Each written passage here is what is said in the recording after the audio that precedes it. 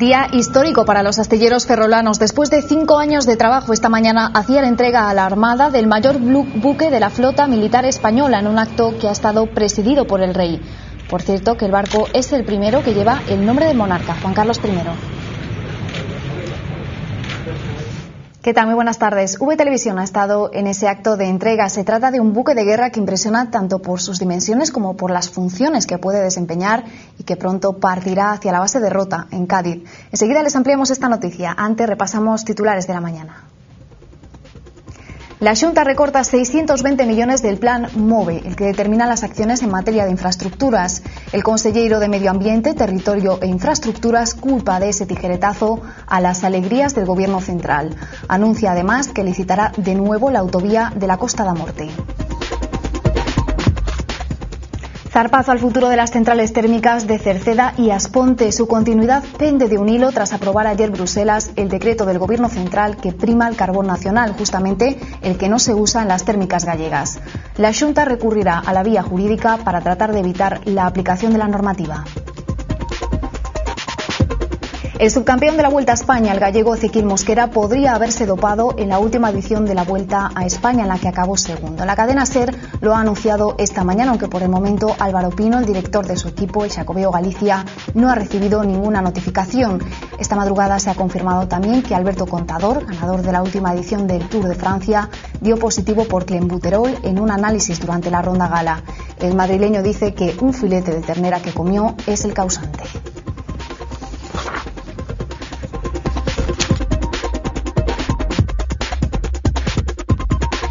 Bueno, pues hace poco conocíamos que ya hay acuerdo entre las cajas gallegas y la mayor parte de los representantes de los trabajadores para definir la situación laboral en la que quedarán los empleados con la fusión de Caixa Galicia y Caixa Nova. A la décima ha sido la vencida. Comisiones Obreras y CESICA, entidades sindicales que representan al 65% de los trabajadores, han llegado a un acuerdo con las directivas. La CIGA se desmarca de este acuerdo y se suma a la UGT y CGT, que ya se habían desvinculado anteriormente de la negociación. La CIGA culpa a los negociadores de la falta de acuerdo. Está previsto que los dos sindicatos y las cajas redacten en una mesa conjunta el documento final. Mide 230 metros de largo y tiene una altura similar a la de la Torre de Hércules. Les hablamos del buque más grande de la historia de la Armada Española, que hoy se ha entregado en Ferrol. Se llama Juan Carlos I, en honor al rey, que hoy ha presidido esa ceremonia de entrega. Además de servir como buque anfibio y portaaviones, la embarcación, construida por la empresa pública Navantia, cuenta también con quirófano y hospital para actuar en asistencia humanitaria. Con 27.000 toneladas de capacidad, su adquisición supone un paso adelante en la modernización de la Armada. Al acto de esta mañana también han asistido el presidente de la Xunta, Alberto Núñez Feijóo, y la ministra de Defensa, Carme Chacón, que ha destacado la versatilidad de este nuevo buque. El nuevo buque nos servirá tanto para combatir como asistir, y lo hará por tierra, mar y aire. Nos servirá para proteger nuestros intereses y para auxiliar a las víctimas de una catástrofe, allí donde se requiera la Armada Española. Y cumplirá todas estas tareas contando con la tecnología más avanzada. La Xunta recurrirá a la vía jurídica para tratar de evitar la aplicación del decreto del carbón. El Gobierno gallego ha manifestado hoy su rechazo a esta norma que supondría paralizar las centrales de Aspontes y Meirama. Por ese motivo pondrá en marcha varias acciones, tanto a nivel político como judicial. Lo más inmediato será solicitar una reunión con el ministro de Industria y exigir a la Unión Europea que escuche también a Galicia. Sin embargo, la medida más contundente será en España. Se presentará un recurso para tratar de parar el decreto. Vamos a presentar recurso ante o Tribunal Supremo unha vez que este decreto esté publicado no Boletín Oficial e vamos a solicitar a medida cautelar para que non se aplique mentras non haya unha sentencia. O segundo camiño ten que ver como na Comunidade Europea está estudiándose xa detenidamente a presentación do recurso ante o Tribunal de Luxemburgo solicitando o que é de dereito na Comunidade Europea, que é escoitar as comunidades que son afectadas.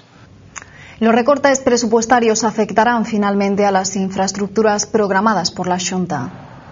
Aunque se blindan las autovías o la seguridad vial, los ajustes que tendrá que hacer el Gobierno en sus presupuestos tocará a infraestructuras ya planificadas. El Plan MOVE se recortarán algo más de 600 millones de euros. La Xunta ha vuelto a atribuir este ajuste al descenso de la financiación autonómica. Justifican que es un recorte moderado pero imprescindible y que respetará obras que consideran fundamentales. Blindamos as actuacións en seguridade viaria. Blindamos a execución das 12 autovías previstas no horizonte de 2015 e das 9 previstas nesta legislatura, que supoñen 180 kilómetros de novos kilómetros de autovía. Non anulamos ninguna actuación en marcha e non rescindimos ningún contrato de obras en curso. Las comunicaciones entre Galicia y Portugal siguen complicándose al pago de peajes en las autovías del norte del país, que en los próximos días va a ocurrir. Hay que añadir la anulación por parte del gobierno luso del proyecto de tren de alta velocidad. Si Portugal no hace la línea, Fomento tampoco invertirá en el eje entre Vigo y Tui. En 15 días nuestro país vecino nos cobrará por usar las autovías que antes eran gratuitas, pero no va a ser el único distanciamiento entre ambos. La frontera entre Portugal y Galicia se hace menos accesible también por tren. Portugal no quiere conectarse con nosotros a través del AVE. El gobierno luso aparca este proyecto y prefiere usar las ayudas que recibirá de la Unión Europea en la línea que unirá Lisboa y Madrid. La ruta de alta velocidad ferroviaria entre Oporto y Vigo deja así de tener calendario de ejecución. Los responsables de las infraestructuras del tren de alta velocidad portugués convocarán un concurso para la línea que unirá las capitales de ambos países. El objetivo es incluir en el proyecto las ayudas comunitarias que Portugal ya había recibido para el tramo de alta velocidad entre Braga y Valença. Según el gobierno luso, la reprogramación de estas obras se debe a la situación económica portuguesa. Además, el Ministerio de Fomento no va a levantar el eje Vigo-Tui si no tiene continuidad al otro lado de la frontera.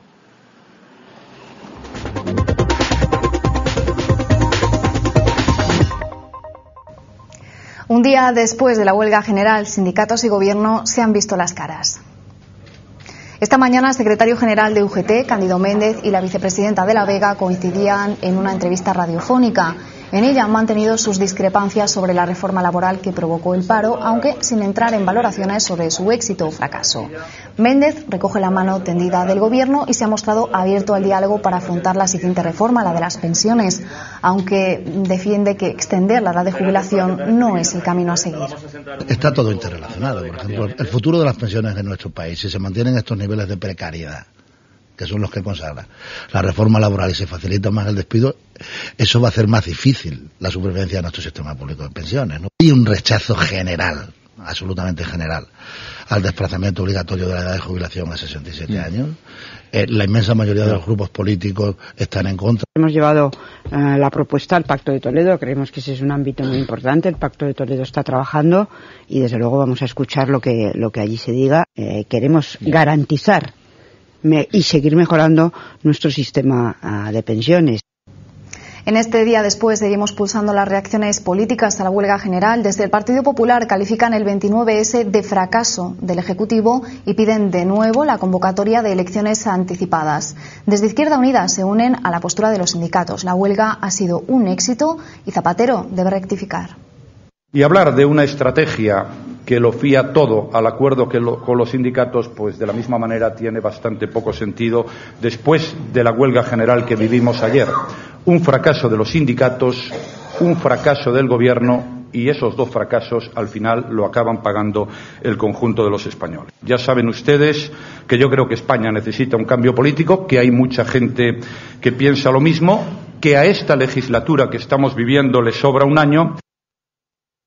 La huelga general ha sido un éxito, ha sido una enmienda de totalidad cívica a la política antisocial del Gobierno, y del Gobierno depende si esa enmienda de totalidad se transforma en una rectificación o se transforma en una moción de censura.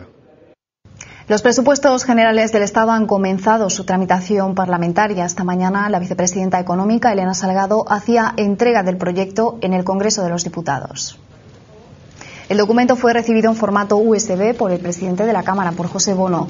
Una vez registrado este proyecto, a principios de octubre los responsables de los distintos ministerios comparecerán en comisión para explicar qué partidas les han correspondido. Se trata de unos presupuestos que ya han sido rechazados por parte de los grupos de oposición. Esta mañana la portavoz popular, Soraya Sáez de Santamaría, volvía a criticarlos considerando que incluyen previsiones económicas alejadas de la realidad. Por su parte, Convergencia y Unió ya había indicado en días anteriores que presentará una enmienda a la totalidad, por lo que durante el mes de octubre tendrá lugar un debate en este sentido. Sus previsiones son, cuando menos, imprudentes. Están muy alejadas de las que vienen haciendo otras instituciones económicas, nacionales e internacionales. Su austeridad no pasa de lo meramente retórico.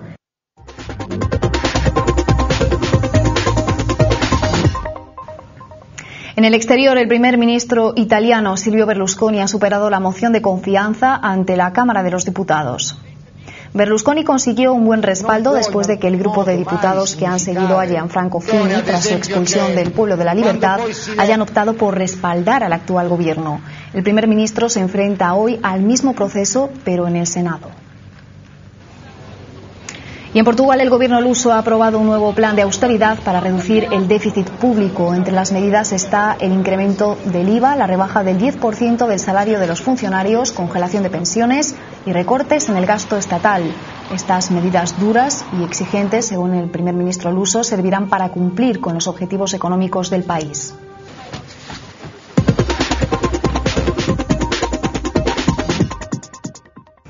El ciclista español Alberto Contador, ganador de la última edición del Tour de Francia, cuyo maillot amarillo se enfundó hasta en 3 ocasiones, podría estar envuelto en un polémico caso de dopaje.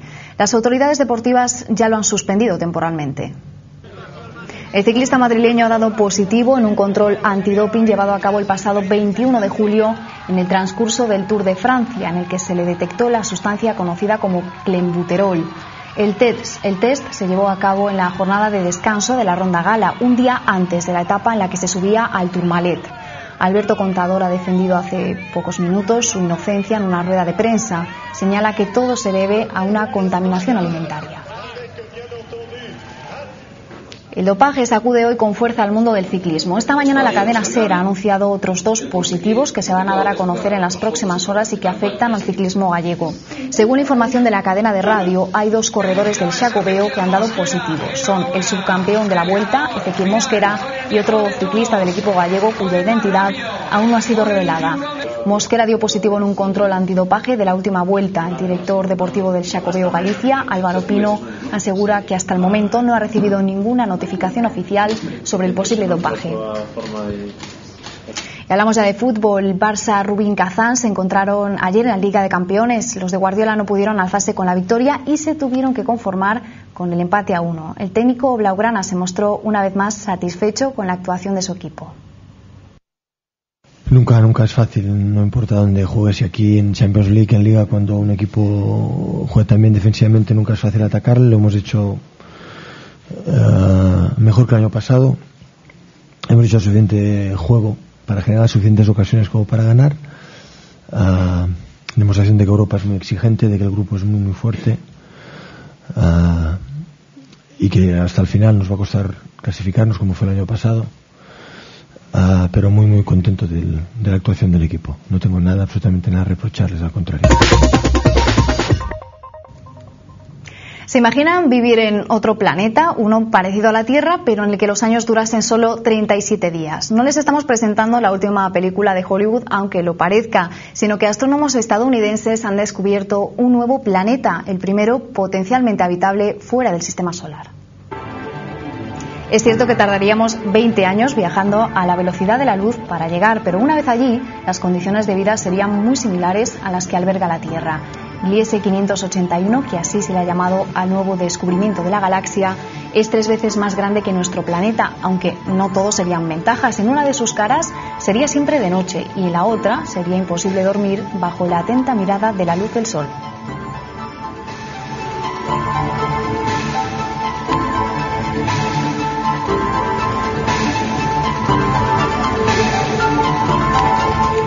Y Y nos despedimos hoy con un aniversario. Hoy la familia americana más famosa de la pequeña pantalla cumple 50 años. Hablamos de los Picapiedra. Nunca antes un grito fue tan famoso y repetido como el de Pedro Picapiedra cuando salía de trabajar. Pablo Mármol, Vilma, Betty, el propio Pedro Picapiedra llegaban cada día con nuevas aventuras y desventuras de la Edad de Piedra, pero con un estilo de vida similar al del siglo XX. La vida en Rocadura transcurría entre partidas de bolos, barbacoas en el jardín y salidas al campo a bordo del troncomóvil. Desde V Televisión les felicitamos por su medio siglo.